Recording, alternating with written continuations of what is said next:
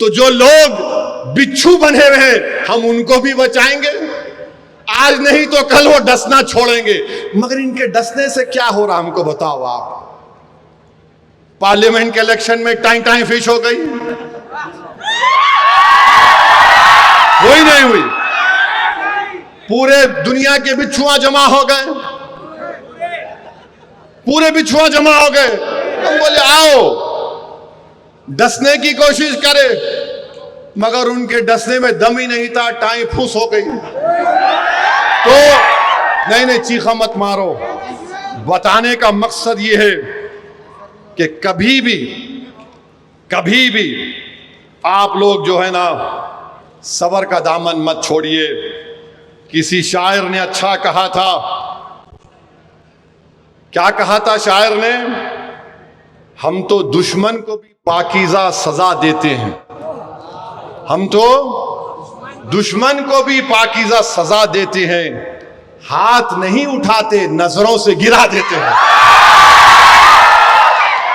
ہم تو دشمن کو بھی پاکیزہ سزا دیتے ہیں، ہاتھ نہیں اٹھاتے نظروں سے گرا دیتے ہیں۔ تو یہ کام آپ کو کرنا ہے۔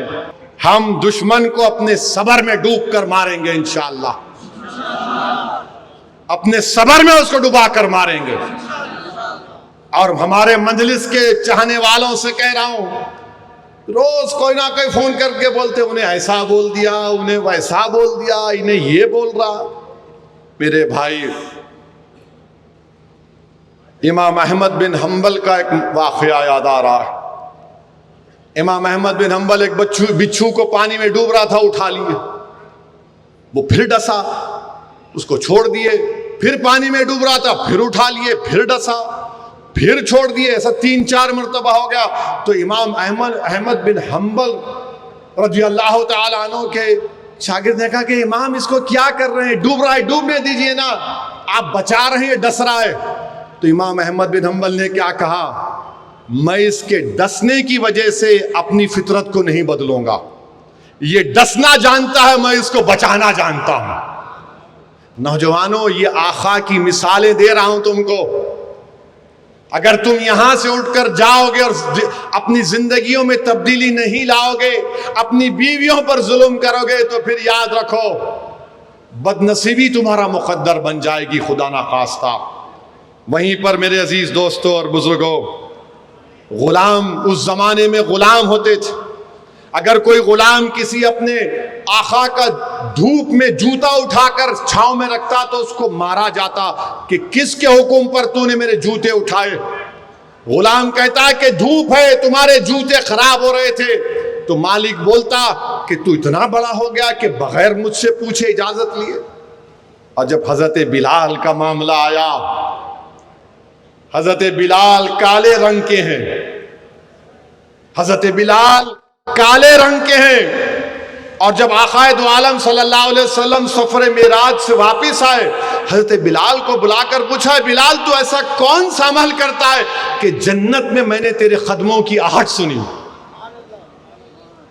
تو اسلام میں کالے گورے کا فرق نہیں ہے۔ اور ہمارا معاملہ کیا ہے نوجوانوں کا؟ ارے بہت کالا ہے میاں انہیں۔ میرے بھائی، کبھی چہرے میں اپنا آئینہ دیکھے، آئینے میں اپنا چہرہ دیکھے تم شاید اچھا میک اپ کر کے اپنے آپ کو اچھا نظر آتے ہوگے، مگر تمہارا ضمیر، تمہارا دل پکار کر کہتا ہے کہ تم میں یہ برائی ہے، تم میں یہ برائی ہے۔ حضرت بلال کو آقا نے فرمایا کہ تمہاری پیروں کی آہٹ میں نے جنت میں سنی۔ اور فاروق اعظم نے کیا کیا؟ فاروق اعظم نے حضرت بلال کو کہا ہے بلال ادھر آؤ، ہاتھ لیا اور اپنے آنکھوں کو لگا کر کہا ہے بلال دنیا تجھے غلام کہے گی مگر تو میرا آقا ہے۔ یہ غلاموں کو آقا دو عالم صلی اللہ علیہ وسلم نے، اور جب مکہ فتح ہوا، یہی حضرت بلال سے آقا نے کہا کہ چڑھو کعبۃ اللہ پر، چڑھ کے اذان دو۔ سب صحابہ ہیں، دیکھ رہے ہیں کہ کس کو حکم ہوگا۔ رحمت اللہ عالمین صلی اللہ علیہ وسلم نے کہا بلال آپ چڑھیے چھت کے اوپر۔ میرے عزیز دوستوں اور بزرگوں، یتیموں کی بات آئی۔ کتنے ایسے یتیم بچے ہیں جن کو ہم دھتکارتے ہیں۔ اور قرآن میں اللہ فرما رہا سورہ ماؤن میں ارایت الذی یکذب بالدین فذلک الذی یدعو الیتیم، یعنی جو لوگ یتیموں کو دھکا دے کر بھجا دیتے، دھکا دے کر یتیموں کو بھگا دیتے، ان پر کوئی رحم نہیں کرتے، اتنے سنگ دل تھے۔ اللہ کے رسول صلی اللہ علیہ وسلم کے صحابہ کے ساتھ بیٹھے ہیں، ایک شخص آ کر کہتا ہے یا رسول اللہ میرا بچہ گم ہو گیا، صبح سے نہیں مل رہا ہے۔ تو اچانک ایک صحابی آ کے بولتے نہیں، ان کا بچہ فلاں جگہ پر بچوں کے ساتھ کھیل رہا ہے، وہ دوڑتا ہے۔ رسول اللہ صلی اللہ علیہ وسلم اس کو بلاتے ہیں، رات کے پوچھتے ہیں کیوں دوڑا ہے اتنی تیزی سے؟ تو بولے یا رسول اللہ صلی اللہ علیہ وسلم بیٹا صبح سے گم تھا، معلوم ہوا تو دوڑ رہا ہوں۔ اللہ کے رسول کیا بولتے اس کو صلی اللہ علیہ وسلم؟ سنو، یتیموں کا مقام آقا نے دیا، فرمایا کیا فرمایا کہ جب تم بچوں میں جاؤ گے تو اس کو اپنا بیٹا بول کے نہیں پکارنا، اس کو اپنا نام سے نہیں پکارنا، بیٹا کہہ کر پکارنا۔ تو اس نے پوچھا ہے رسول اللہ صبح سے بچہ گم ہو گیا، نام سے نہیں پکاروں؟ آقا نے فرمایا صلی اللہ علیہ وسلم نے کہ ان بچوں کے ساتھ یتیم بھی ہوں گے جن کے ماں باپ نہیں ہوں گے، ان کو تکلیف پہنچے گی جب تو اپنے بیٹے کو اس کے نام سے پکارے گا۔ سوچو تم یہ رحم دلی کو پیدا کرو۔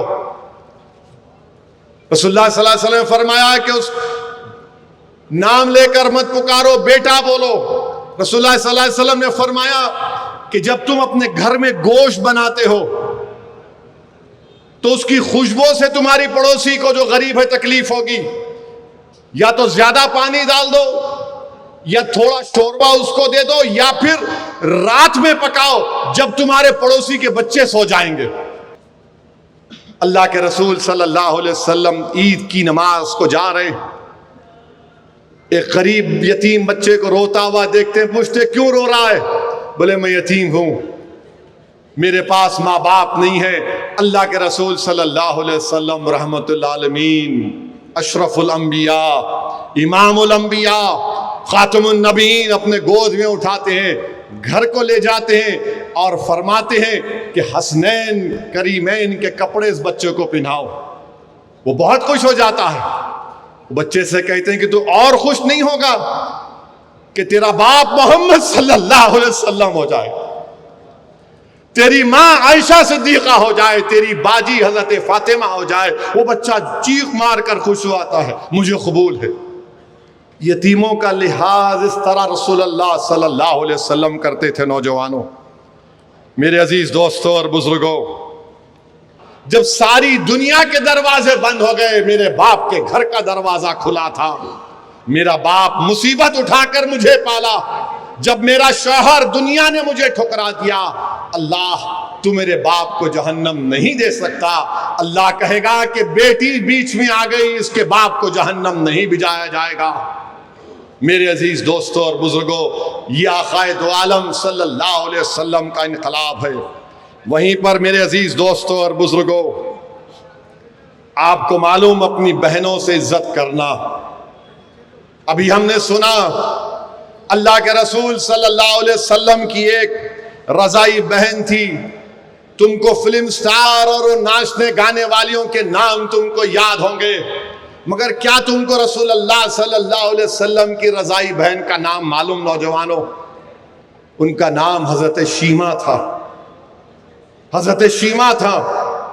وہ جب رسول اللہ صلی اللہ علیہ وسلم کو دائی حلیمہ کے پاس لے کر میدان میں جاتی تو ان کی سہیلیاں کہتی کہ دیکھو شیمہ محمد بن عبداللہ صلی اللہ علیہ وسلم کو لائی ہے، اور تمام کے تمام اللہ کے رسول صلی اللہ علیہ وسلم کو دیکھتے تو وہ سیرت کی کتابوں میں آیا کہ حضرت شیمہ کہتی تھی کہ میرا بھائی یہ بچوں کا سردار ہے، کل بڑا ہو کر انسانیت کا سردار بنے گا۔ بہرحال دو روایتیں ہیں۔ ایک روایت میں آیا کہ شاید جنگ حنین میں جب ان کے قبیلے کے لوگ گرفتار ہو گئے تو فدیہ دیا جاتا تھا قیدیوں کو رہا کرنے کے لیے۔ ایک روایت میں آیا کہ کوئی جا کر حضرت شیمہ سے کہا کہ تم جانتے ہو تمہارا بھائی محمد صلی اللہ علیہ وسلم جس نے اپنی نبوت کا اعلان کیا، مدینے میں وہ رہتا ہے، تو تمام عورتوں کو ساتھ لے کر ملنے گئی. ایک میں آیا کہ وہ ان قیدیوں کو چھڑانے گئی. جب مدینے میں پہنچی تو وہاں پر لوگ روک دیتے تھے غیر لوگوں کو آنے سے, تو انہوں نے چیخ مار کر کہا کہ ہٹو میرے سامنے سے, تم نہیں جانتے میں کون ہوں, میں محمد صلی اللہ علیہ وسلم کی بہن ہوں. صحابہ کرام جا کر رسول اللہ صلی اللہ علیہ وسلم کو بتاتے ہیں کہ آپ کی رضائی بہن دائی حلیمہ کی بیٹی وہ آئی ہے. اللہ کے رسول بولتے ہیں کہ انتظام کرو, چادر بچھاؤ, میری بہن آ رہی ہے. رسول اللہ صلی اللہ علیہ وسلم ان کا استقبال کرتے اپنی بہن کا, رضائی بہن کا. اور یہ حضرت شیمہ دیکھتی ہے کہ صحابہ کرام کا ادب ایسا ہے کہ کوئی نظر اٹھا کر رحمت اللہ عالمین صلی اللہ علیہ وسلم کو نہیں دیکھ رہا, اور سب اس بے چین ہے کہ آقا ہم کو کیا حکم دیتے ہیں. ان کے دل میں ڈر ہوتا ہے, یہ روب یہ دیکھ کر. اللہ کے رسول صلی اللہ علیہ وسلم کہتے کہ آجا میری بہن, برسوں ہو گئے تجھے دیکھ کر. وہ آگے بڑھتی ہے, اللہ کے رسول اپنے جسم مبارک سے چادر کو نکال کر زمین پر بچھاتے ہیں اور کہتے ہیں بیٹھ جاؤ میری بہن. وہ کہتی ہے آپ کے چادر پر میں پیر رکھ کر بیٹھ جاؤ. اللہ کے رسول اپنی رضائی بہن کو بٹھاتے ہیں, حضرت شیمہ کو. شاہ ولی اللہ محدث دہلوی در سمین میں اپنے والد شاہ عبد الرحیم کا ذکر کرتے ہیں. ان کے والد میلاد النبی کو بڑا جوش و خروش سے مناتے. ایک وقت ایسا ان کے پاس 2 پیسے تھے, کھانا کھلاتے تھے غریبوں کو. ایک وقت 2 پیسے تھے, تو کیا کیے, ان 2 پیسوں سے بھنے ہوئے چنے خریدے اور غریبوں میں بانٹ دیے. رات میں رسول اللہ صلی اللہ علیہ وسلم کا دیدار نصیب ہوا. شاہ ولی اللہ در سمین میں لکھ رہے ہیں کہ خواب میں اللہ کے رسول صلی اللہ علیہ وسلم تشریف فرما ہے. آقائے دو عالم رحمت اللہ عالمین صلی اللہ علیہ وسلم کے سامنے وہ بھنے ہوئے چنے رکھے ہوئے, اور آقا فرما رہے ہیں کہ عبد الرحیم تو نے بڑا نیک کام کیا یہ چنے بھنے ہوئے چنے بانٹ کر.